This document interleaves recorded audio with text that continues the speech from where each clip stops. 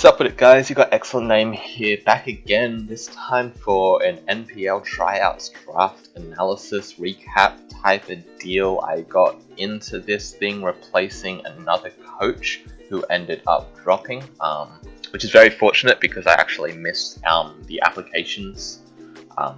Just didn't get there in the deadline, but managed to squeeze myself in through the finest of finesse. Shout out to Will and shout out to Trev. But yeah, we ended up taking over this roster that had drafted up until the Klefki. So obviously not going to have as much to say about why I picked up these early mons, but I can still talk a little about them and whether or not I'm happy to have them.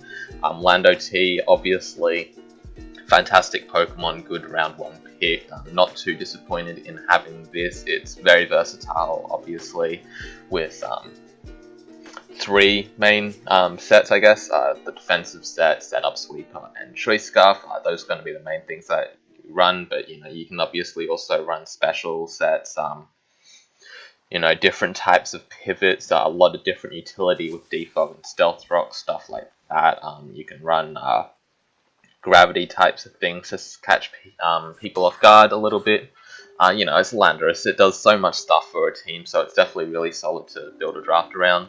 The next pick ended up being Latios, another really solid Pokemon. Definitely a big fan of this as well. Good speed tier, really solid special attacker with a really nice natural bulk, so it can run that calm mindset to success. It can be that really nice water resist that you need it to be in certain matchups.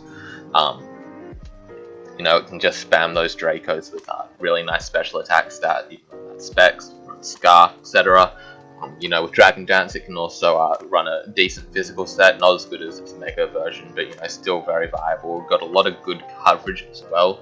Unfortunately, with how the Z system worked, I couldn't afford to Z this as well as Lando. It was a tough call, but Latios is still very viable on the offensive side without a Z move, but Landorus is a lot less so. So I did decide that Landorus would be the one to get the Z move. But yeah, next up we end up with Toxapex. Not quite as viable. I feel like this was kind of taking a step in a different direction than what I would have hoped it to. Because we don't end up getting Tangrowth either. Tangrowth was taken before this, I believe. So yeah, not really a big fan of Toxapex on this team. It's super passive, and usually I am a fan of Toxapex. But I feel like Landorus and Latios is setting up a rather offensive team, so I would have rather seen something that can put in a little bit more offensive work, maybe like Suicune, to still maintain that kind of level of bulk. Tapu Fini even, Rotom Wash, potentially Starmie, just not Toxapex, because it's just super passive. Toxic Spikes is very nice to have though, for sure, and it does allow me to just kind of defensively check almost anything. It does synergize rather well with Landorus on the defensive side of things, but without a regen core to support it, and on this more offensive type of team, it's not going to really be as good. It's going to often be a liability just because of how passive it is. It does have haze, obviously, so it's not going to be set up fodder or anything like that. It's just going to really suck away the momentum that Landorus and Latios naturally bring to the table, which is a bit unfortunate, but not at the end of the world. The next pick we end up getting for the team is Charizard Mega Y. I feel like this came a little bit early. And I personally am not a big fan of having Charizard Y without access to a Trapper, be it Dugtrio or Gothitelle. But both of those were taken before this pick happened as well. So, I guess the guy wasn't planning the same kind of mindset as I would going into it. But we do have 2 of its best counters in the game here, which doesn't mean anything in a tournament, but it's at least one of the 3 drafts that aren't going to have such great counters, so it kind of makes it a little bit better. But monster special attack stat, really good speed tier as well. It's going to be a fantastic breaker. It's going to be a real pain in the ass for a lot of balanced teams to deal with, especially considering a lot of their checks are going to be lacking that reliable recovery, so they're going to get chipped down pretty quickly just by fire blasting away at them. Really strong Pokemon, and 104 attack isn't quite so great, but it can still run that physical set because Sun boosted Flare Blitz after Dragon Dances are still going to be hurting. So that's an option I can have. I can also run Tailwind, but mainly it's just going to be there spamming fire moves, having Solar Beam for those water types, having whatever coverage to hit whatever checks that they might have, like Power Ice, etc. And then just whatever other gimmicks that I want to throw on, but usually just Roost, pretty straightforward Pokemon. Next Pokemon ended up being Klefki. I'm personally not a huge fan of Klefki. I think it's a little bit overrated. Prankster is a very nice ability for it to do a lot of things. It's great at spike stacking. It can run dual screens really effectively. It can defog away hazards and stuff like that. But once again, I feel like it is too passive for its own good. And unlike Toxapex, it doesn't get any real phasing or hazing abilities, so it is going to be setup fodder. Obviously, I can throw out powers and stuff like that, so I do have options. I can set up Calm Minds to be a bulky sweeper, stuff like that. But it's just kind of going to be there for gimmicks, which is a real shame for that to be my Steel and my Fairy type, all locked onto a Pokemon with mediocre stats, and that's just planning on gimmicking down my opponents. And I don't end up getting another Steel or Fairy type because all of the good ones were taken, and I didn't really see anything that I felt would fit my team that was also a Steel or a Fairy, unfortunately. So I did have to settle for just relying on Klefki here, so we'll have to see how that goes. But dual screens is quite nice when paired with Landorus or the Charizard. Spike Stack is obviously going to be fantastic for whittling down Charizard's threats, stuff like that, so it's pretty good still, just not really my cup of tea. But now we get into the picks that I started to make. I get Breloom here. I'm a huge fan of Breloom. Breloom's just such a fun Pokemon. Grass type makes it really nice ground resist. Not that we really needed that on this team, but it's just really strong. Spore spam is always nice. Nice attack stat with Sword Stance and Priority Technician boosted Mach Punches.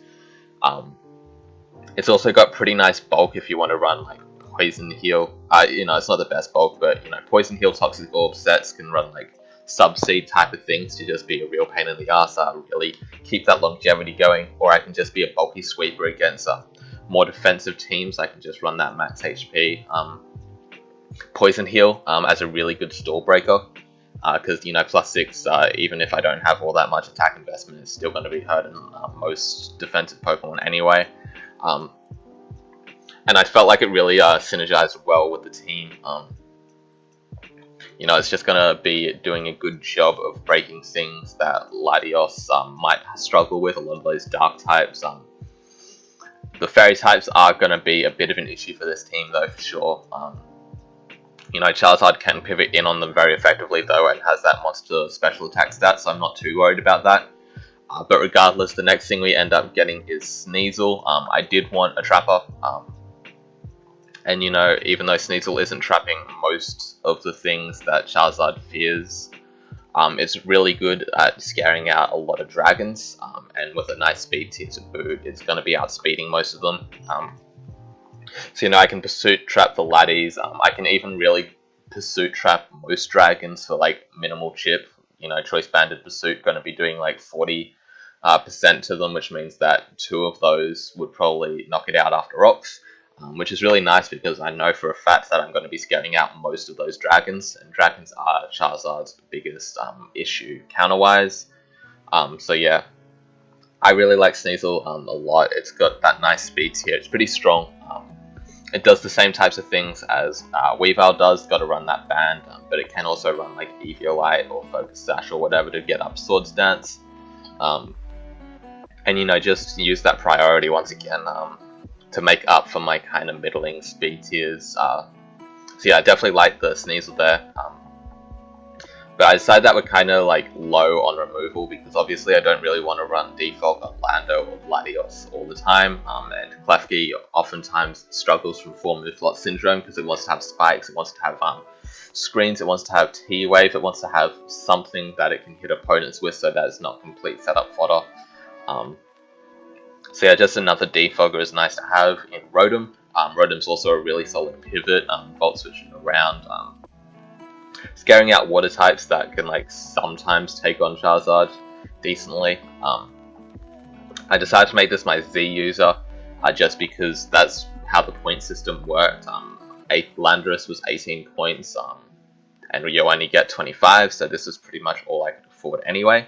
But you know, Ghostium Z or Electrium Z can have the potential to hit pretty hard. I can run Z Psych Up, which will allow me to get full heals if I want to do that, because this does make for a pretty decent bulky flying resist or something like that, and also a pretty decent spin blocker too in a pinch.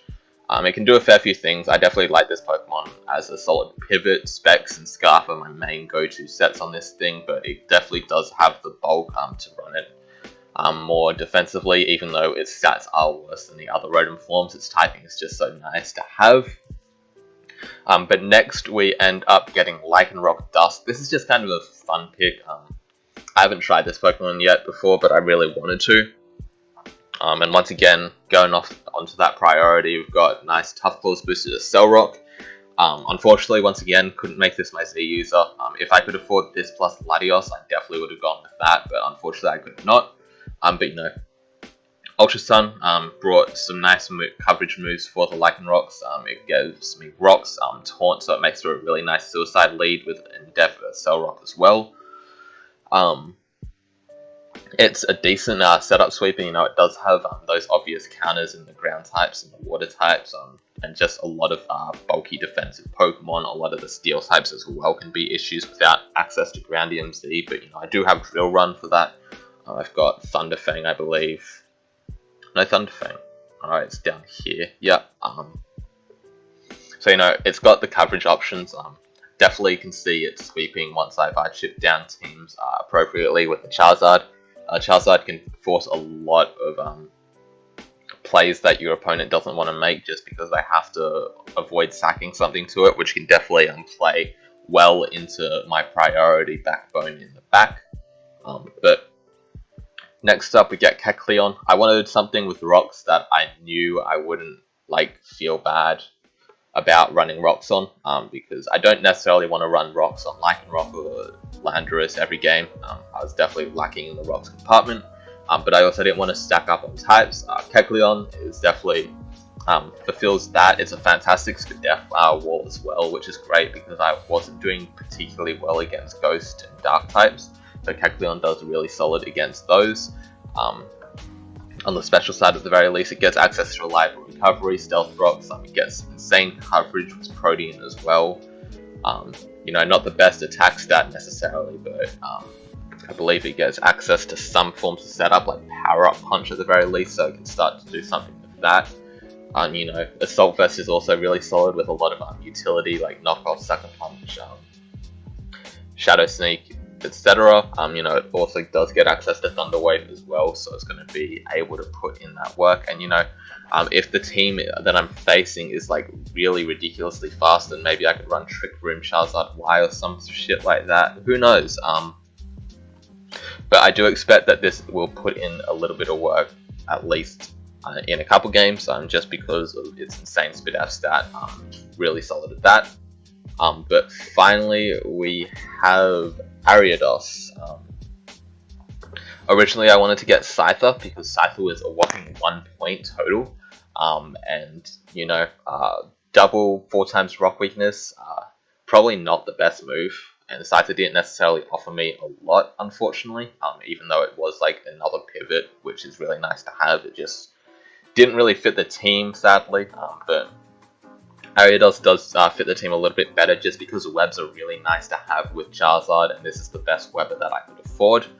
It also does get access to toxic spikes so that I can get up some suicide webs, suicide toxic spikes, etc.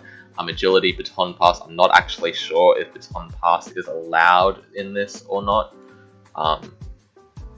But regardless, if it is allowed, I do have that as an option. I can also do swords dance, baton pass.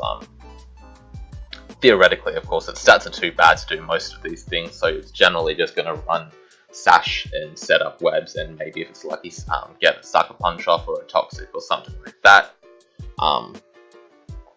But yeah, for the amount of points I had left, Ariados was definitely nice to have. It's going to force my opponent to be at the very least aware of the potential of webs. So just being able to force a prep from my opponents definitely helps out. It means that I'm not going to be caught off guard as much because they're not going to be able to run as many creative things if they need to make sure that they have good removal. So yeah, overall, I think the team's pretty solid. Not necessarily the best, but definitely usable. I think I've got a very good chance of winning this tournament, or at the very least doing well enough to make it into NPL, which is obviously the end goal. That's what I've been trying to do for the past my entire career, is just get into those top leagues, and this definitely is a great opportunity for me, so I'm very thankful to be in this. So I'm definitely hoping that I can put up a good show against some of these coaches. There's definitely a fair few threats. But yeah, I'll see you guys next time. I will be uploading my tournament coverage. So yeah, stay tuned for that.